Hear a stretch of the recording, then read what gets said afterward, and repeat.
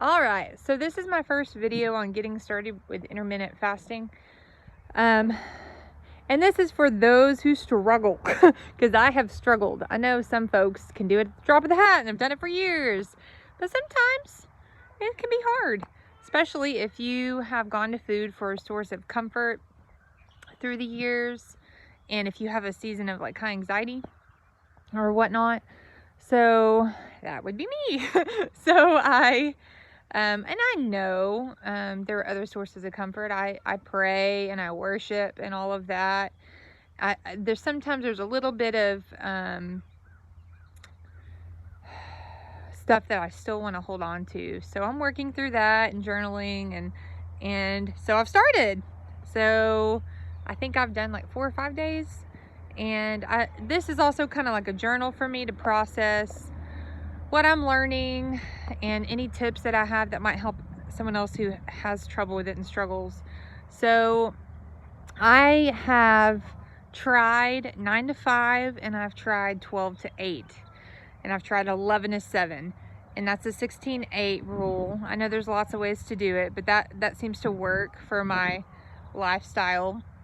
When I did the 12 to 8, I just kept myself really busy in the morning, and I would chew gum, coffee, and water, and it worked. And it was really nice to like be able to have dinner and then like popcorn afterwards, or to be able to have a late dinner. Sometimes if we have a meal that's pretty involved, especially one where we're making stuff from scratch, it takes quite a while to prepare.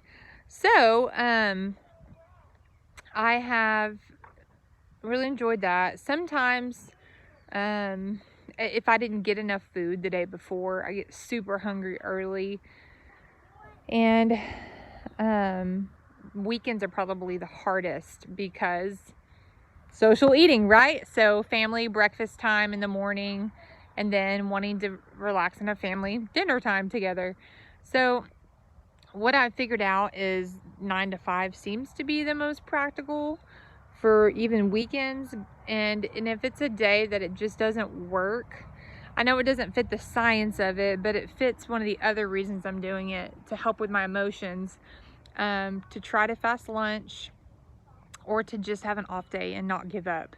You know, with other diets and things that I've tried, you know, they have cheat days or whatever. So, but it was my first weekend. I really wasn't prepared. I honestly woke up Saturday and just ate, not even thinking about it. I was like, oh, what did I do?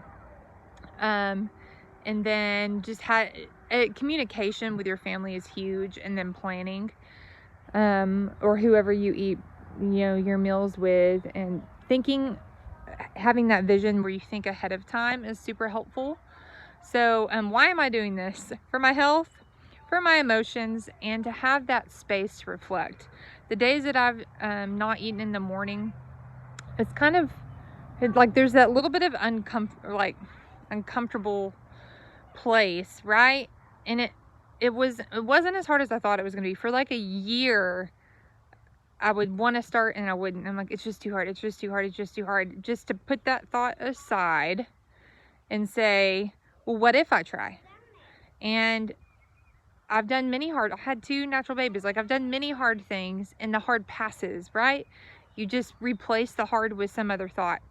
So, so trying, it's helped me get to that place of clarity of mind already. And it's not even, I know most people are like, you have to fast for 3 days or 7 days or blah, blah, blah. But it's helped me with reflection in the morning, which helps set my mind right for the day.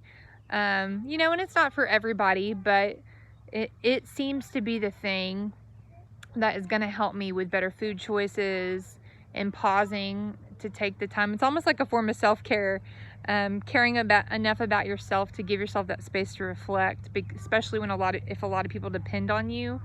So it's what I need. It worked for me, and I hope a couple of these tips will help you guys, and I'll give y'all more soon. Have a good day.